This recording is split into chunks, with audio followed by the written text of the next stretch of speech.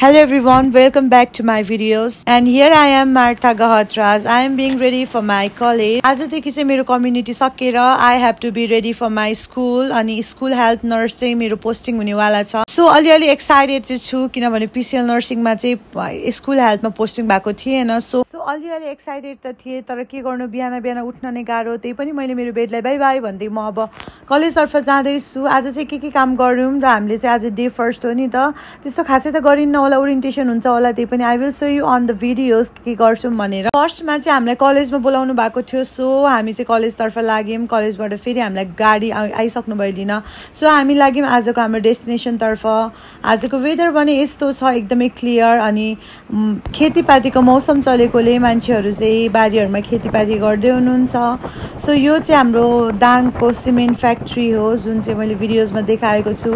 So आजको video एकदमै रमाइलो हुन्छ होला, आई होप है. त्यसैले फाइनली हामी स्कुलमा पनि पुग्यौँ. स्कुलको एसेम्ब्ली टाइम थियो, सो एसेम्ब्ली पनि सक्यो. Every childhood memories is like a clay पट के, it's a fragile, handmade and full of warmth भने जस्तो. आज चाहिँ मलाई यो चिजहरू देखेर आई एम सबैजनाको आफ्नो चाइल्डहुड मेमोरिजहरू छ होला होइन.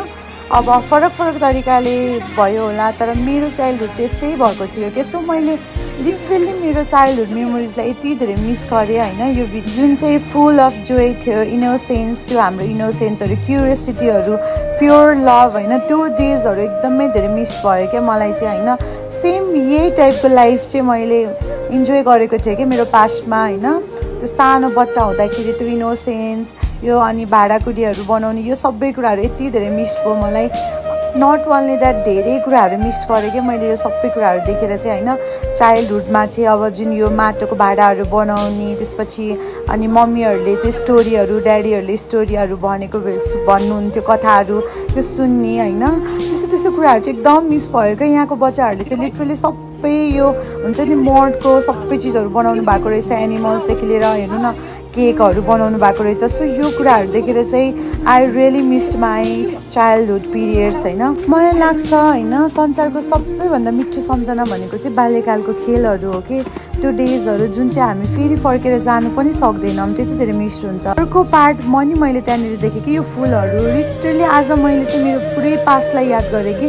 हामीले पनि पहिलाको स्कुलमा चाहिँ होइन, जहाँनिर मैले पढेँ त्यहाँ चाहिँ होइन यस्तो असारको महिनामा हामीले प्लान्टिङहरू पनि गर्थ्यौँ कि. स्कुलदेखि नै एक्स्ट्रा करिकुलर एक्टिभिटिजहरू भनेर गराउनुहुन्थ्यो. सो त्यहाँनिरको बच्चाहरूले पनि त्यो प्लान्टहरू ल्याउनु भएको रहेछ रोप्ने भनेर. सो यो सबै कुराहरूले चाहिँ म आज चाहिँ एकदमै भावुक भयो कि हुन्छ नि. मेरो पुरा चाइल्डहुड मेमोरिजहरूलाई चाहिँ एकदमै रिभ्याक हुने एउटा यो गुड अपर्च्युनिटी चाहिँ पाएँ. सो आजको दिन भने मेरो लागि एकदमै स्पेसल थियो. बाल्यकालहरू फेरि फर्केर आउँदैन, तर सम्झना भने चाहिँ जीवनभर रहिरहने रहेछ. सो यस्तो इभेन्टहरू देखेर चाहिँ लाइफमा त्यो कुराहरू फेरि रिभ्याक हुन पाए हुन्थ्यो, त्यही चाइल्डहुडमा जान पाए हुन्थ्यो जस्तो लाग्दो रहेछ. सो आजको डेज भने एकदमै स्पेसल भयो मेरो लागि. सो म फर्किसकेँ. आज भने हामीले अब स्कुल हेल्थको लागि पनि एक्सनहरूको लागि प्रिपरेसन गर्नुपर्ने थियो. सो म होस्टेल आएर मेरो चार्ट पेपरहरू पनि लिएर गएँ हाम्रो ग्रुपको लागि. देन कलेज पुगिसकेपछि चाहिँ हामी चाहिँ लाग्यौँ हाम्रो ग्रुप वर्कको लागि.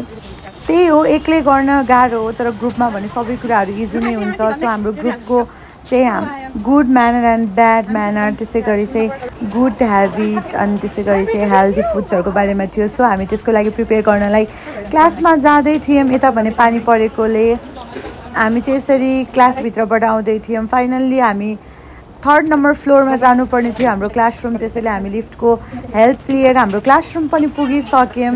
यो चाहिँ हाम्रो वेदर हो. फाइनली हामी गएर आफ्नो कामतर्फ लागिसक्यौँ. This much for today and thank you so much everyone for watching. म होस्टेल आएर चाहिँ लास्टमा आज असार 15 भएकोले दही चिउरा पनि खाएँ. And thank you so much. अनि आजको लागि चाहिँ यति नै. फेरि पनि